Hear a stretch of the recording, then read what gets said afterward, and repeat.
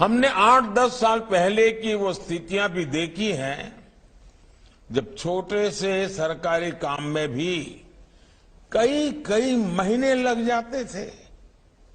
सरकारी फाइल पर एक टेबल से दूसरे टेबल तक पहुंचते पहुंचते हैं धूल जम जाती थी।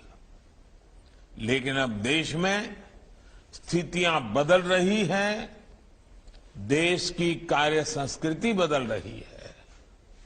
साथियों, आज अगर केंद्र सरकार के विभागों में इतनी तत्परता, इतनी एफिशिएंसी आई है, इसके पीछे 7-8 साल की कड़ी मेहनत है, कर्मयोगियों का विराट संकल्प है।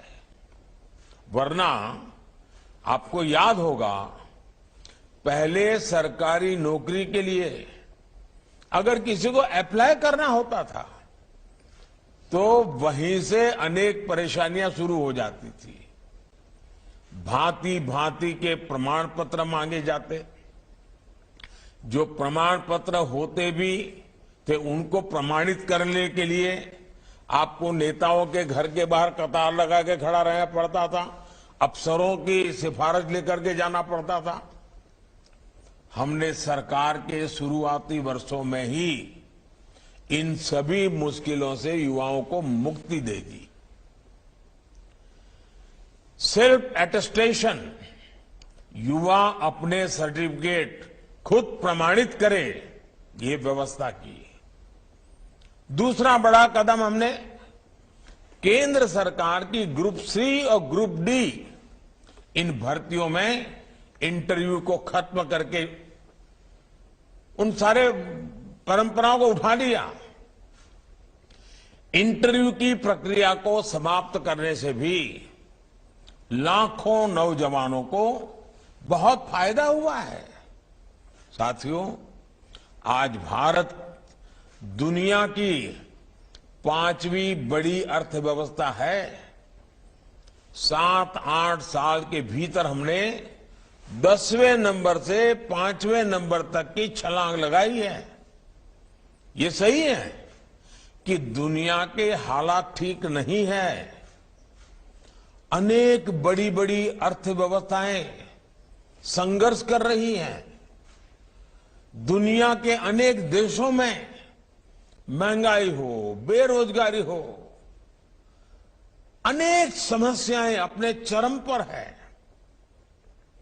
100 साल में आए सबसे बड़े संकट के साइड इफेक्ट्स 100 दिन में चले जाएंगे, ऐसा न हम सोचते हैं, न हिंदुस्तान सोचता है और न ही दुनिया अनुभव करती है।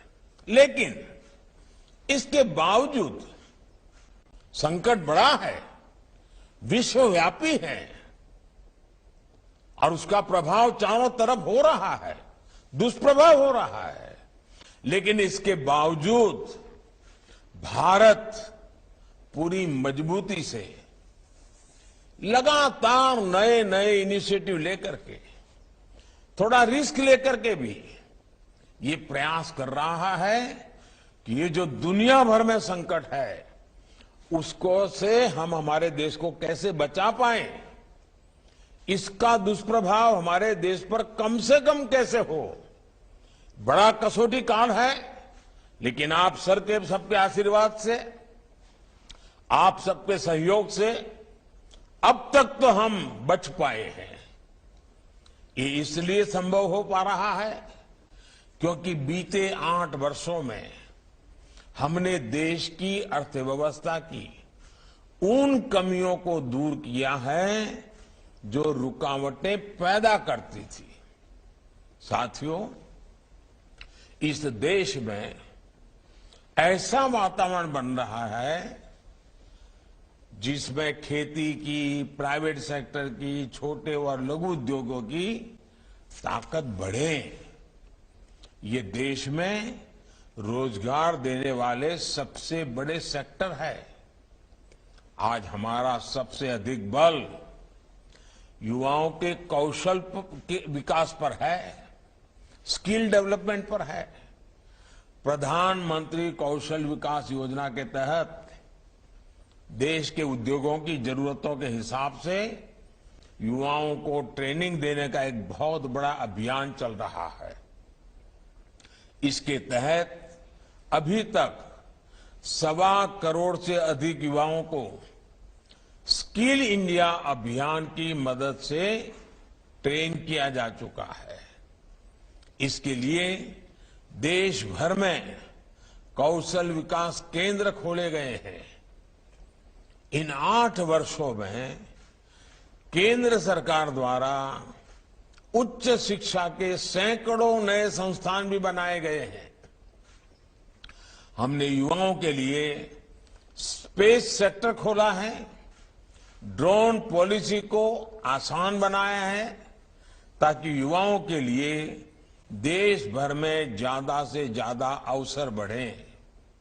साथियों, देश में बड़ी संख्या में रोजगार और स्वरोजगार के निर्माण में सबसे बड़ी रुकावट बैंकिंग व्यवस्था तक बहुत सीमित लोगों की पहुंच भी थी। इस रुकावट को भी हमने दूर कर दिया है। मुद्रा योजना ने देश के गांवों और छोटे शहरों में उद्यमशीलता का विस्तार किया है। अभी तक इस योजना के तहत करीब करीब 20 लाख करोड़ रुपए के ऋण दिए जा चुके हैं। देश में स्वरोजगार से जुड़ा इतना बड़ा कार्यक्रम पहले कभी लागू नहीं किया गया। इसमें भी जितने साथियों को ये ऋण मिला है उसमें से 7.5 करोड़ से अधिक लोग ऐसे हैं जिन्होंने पहली बार अपना कोई कारोबार शुरू किया है, अपना कोई बिजनेस शुरू किया है। और इसमें भी सबसे बड़ी बात, मुद्रा योजना का लाभ पाने वालों में लगभग 70% लाभार्थी हमारी बेटियां हैं, माताएं बहनें हैं। इसके अलावा एक और आंकड़ा बड़ा महत्वपूर्ण है। बीते वर्षों में सेल्फ हेल्प ग्रुप से 8 करोड़ महिलाएं जुड़ी हैं, जिन्हें भारत सरकार आर्थिक मदद दे रही है। ये करोड़ों महिलाएं अब अपने बनाए उत्पाद देश भर में बिक्री कर रही है, अपनी आय बढ़ा रही हैं। अभी मैं बद्रीनाथ में कल पूछ रहा था, माताएं बहनें जो सेल्फ हेल्प ग्रुप मुझे मिली, उन्होंने कहा इस बार जो बद्रीनाथ यात्रा पे लोग आए थे, हमारा 2.5 लाख रुपया हमारा एक एक ग्रुप की कमाई हुई है। साथियों, गांव में बड़ी संख्या में रोजगार निर्माण का एक और उदाहरण हमारा खादी और ग्रामोद्योग भी है। देश के पहली बार खादी और ग्रामोद्योग 1 लाख करोड़ रुपए से अधिक का हो चुका है। इन वर्षों में खादी और ग्रामोद्योग में 1 करोड़ से अधिक रोजगार बने हैं। इसमें भी बड़ी संख्या में हमारी बहनों की हिस्सेदारी है। साथियों, स्टार्टअप इंडिया अभियान ने तो देश के युवाओं के सामर्थ्य को पूरी दुनिया में स्थापित कर दिया है। 2014 तक जहां देश में कुछ इने गुने 100 स्टार्टअप थे, आज ये संख्या 80,000 से अधिक हो चुकी है। हजारों करोड़ रुपए की अनेक कंपनियां इस दौरान हमारे युवा स्थापित साथियों ने तैयार कर ली हैं। आज देश के इन हजारों स्टार्टअप्स में लाखों युवा काम कर रहे हैं। देश के एमएसएमईज में, छोटे उद्योगों में भी आज करोड़ों लोग काम कर रहे हैं, जिसमें बड़ी संख्या में साथी बीते वर्षों में जुड़े हैं। कोरोना के संकट के दौरान केंद्र सरकार ने एमएसएमईज के लिए जो 3 लाख करोड़ रुपए से ज्यादा की मदद की, उससे करीब 1.5 करोड़ रोजगार जिस पर संकट आया हुआ था वो बच गए। भारत सरकार मनरेगा के भी माध्यम से देश भर में 7 करोड़ लोगों को रोजगार दे रही है और अब उसमें हम एसेट निर्माण, एसेट क्रिएशन पर बल दे रहे हैं। डिजिटल इंडिया अभियान ने भी पूरे देश में लाखों डिजिटल एंटरप्रेन्योर का निर्माण किया है। देश में 5 लाख से अधिक कॉमन सर्विस सेंटर में ही लाखों युवाओं को रोजगार मिला है। 5G के विस्तार से डिजिटल सेक्टर में रोजगार के अवसर और बढ़ने वाले हैं। साथियों, 21वीं सदी में देश का सबसे महत्वाकांक्षी मिशन है मेक इन इंडिया, आत्मनिर्भर भारत।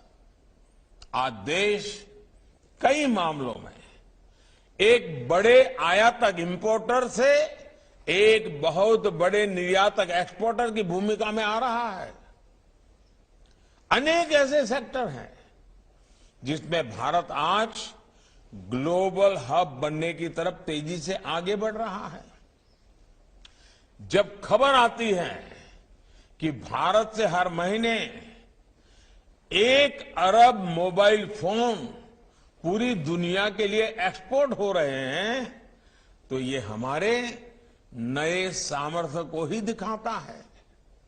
जब भारत एक्सपोर्ट के अपने पुराने सारे रिकॉर्ड तोड़ देता है, तो वे इस बात का सबूत होता है कि ग्राउंड लेवल पर रोजगार के नए अवसर भी बन रहे हैं। आज गाड़ियों से लेकर मेट्रो कोच, ट्रेन के डिब्बे और डिफेंस के साजो सामान तक अनेक सेक्टर में निर्यात तेजी से बढ़ रहा है। ये तभी हो पा रहा है क्योंकि भारत में फैक्ट्रियां बढ़ रही है। फैक्ट्रियां बढ़ रही है तो उसमें काम करने वालों की संख्या बढ़ रही है। साथियों, मैन्युफैक्चरिंग और टूरिज्म 2 ऐसे सेक्टर हैं जिसमें बहुत बड़ी संख्या में रोजगार मिलते हैं। इसलिए आज इन पर भी केंद्र सरकार बहुत व्यापक तरीके से काम कर रही है। दुनिया भर की कंपनियां भारत में आए, भारत में अपनी फैक्ट्रियां लगाएं और दुनिया की डिमांड को पूरी करें। इसके लिए प्रक्रियाओं को भी सरल किया जा रहा है। सरकार ने प्रोडक्शन के आधार पर इंसेंटिव देने के लिए पीएलआई स्कीम भी चलाई है। जितना ज्यादा प्रोडक्शन उतना अधिक प्रोत्साहन, ये भारत की नीति है। इसके बेहतर परिणाम आज अनेक सेक्टर्स में दिखने शुरू भी हो चुके हैं। बीते वर्षों में ईपीएफओ का जो डेटा आता रहा है वो भी बताता है कि रोजगार को लेकर के सरकार की नीतियों से कितना लाभ हुआ है। 2 दिन पहले आए डेटा के मुताबिक इस साल अगस्त के महीने में करीब 17 लाख लोग ईपीएफओ से जुड़े हैं। मैं अगस्त महीने की बात कर रहा हूं। यानी ये देश की फॉर्मल इकोनॉमी का हिस्सा बना है।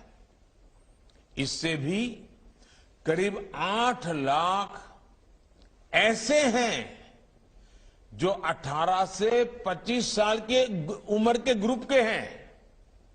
साथियों, इंफ्रास्ट्रक्चर निर्माण से रोजगार निर्माण का भी एक और बड़ा अवसर होता है, एक बहुत बड़ा मजबूत पक्ष होता है। और इस विषय में तो दुनिया भर में सब लोग मान्यता है कि हाँ, ये क्षेत्र है जो रोजगार बहुत बढ़ाता है।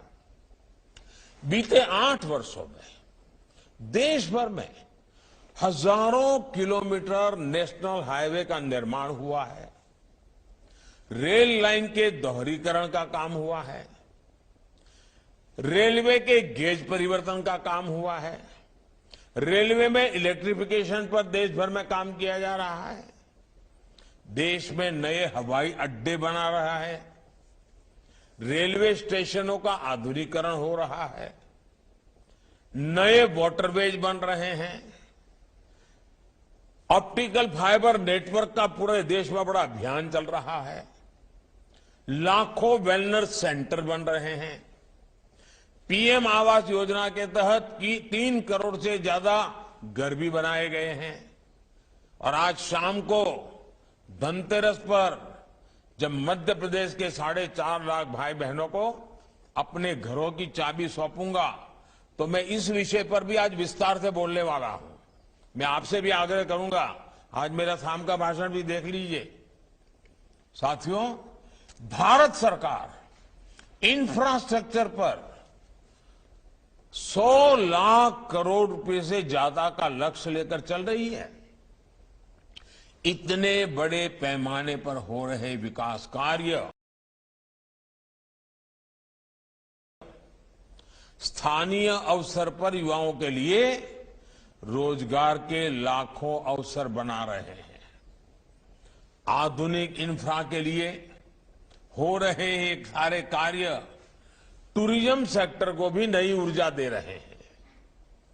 आस्था के, आध्यात्म के, ऐतिहासिक महत्व के स्थानों को भी देश भर में विकसित किया जा रहा है। ये सारे प्रयास रोजगार बना रहे हैं, दूर सुदूर से भी युवाओं को मौका दे रहे हैं। कुल मिलाकर देश में अधिक से अधिक रोजगार के निर्माण के लिए केंद्र सरकार एक साथ अनेक मोर्चों पर काम कर रही है। साथियों, देश की युवा आबादी को हम अपनी सबसे बड़ी ताकत मानता है। आजादी के अमृत काल में विकसित भारत के निर्माण के सारथी हमारे युवा हैं, आप सभी हैं। आज जिन्हें नियुक्ति पत्र मिला है, उनसे मैं विशेष तौर पर कहना चाहूंगा कि आप जब भी दफ्तर आएंगे, अपने कर्तव्य पथ को हमेशा याद करें। आपको जनता की सेवा के लिए नियुक्त किया जा रहा है। 21वीं सदी के भारत में सरकारी सेवा सुविधा का नहीं, बल्कि समय सीमा के भीतर काम करके देश के कोटि कोटि लोगों की सेवा करने का एक कमिटमेंट है, एक स्वर्णिम अवसर है। स्थितियां, परिस्थितियां कितनी भी कठिन हो, सेवा भाव का सरोकार और समय सीमा की मर्यादा को हर हाल में हम सब मिलकर के कायम रखने का प्रयास करेंगे। मुझे विश्वास है कि आप इस बड़े संकल्प को ध्यान में रखते हुए सेवा भाव को सर्वोपरि रखेंगे। याद रखिए, आपका सपना आज से शुरू हुआ है, जो विकसित भारत के साथ ही पूरा होगा। आप सभी को फिर से नियुक्ति पत्र जीवन की एक नई शुरुआत के लिए बहुत बहुत शुभकामनाएं हैं। और मुझे विश्वास है कि आप मेरे अनन्य साथी बन करके हम सब मिलकर के देश के सामान्य मानवीय की आशा आकांक्षाओं को पूरा करने में कोई कमी नहीं रखेंगे। धनतेरस का पावन पर्व है, हमारे यहां इसका अत्यंत महत्व भी है। दिवाली भी सामने आ रही है। ये अनेक त्योहारों का पल है, उसमें आपके हाथ में ये पत्र होना आपके त्योहारों को अधिक उमंग और उत्साह से भर देंगे, साथ में एक संकल्प से भी जोड़ देंगे, जो संकल्प 100 साल का जब भारत की आजादी का समय होगा, अमृत काल के 25 साल, आपके जीवन के भी 25 साल, महत्वपूर्ण 25 साल, आइए मिलकर के देश को नई ऊंचाइयों पर ले जाए। मेरी बहुत बहुत शुभकामनाएं हैं। बहुत बहुत धन्यवाद।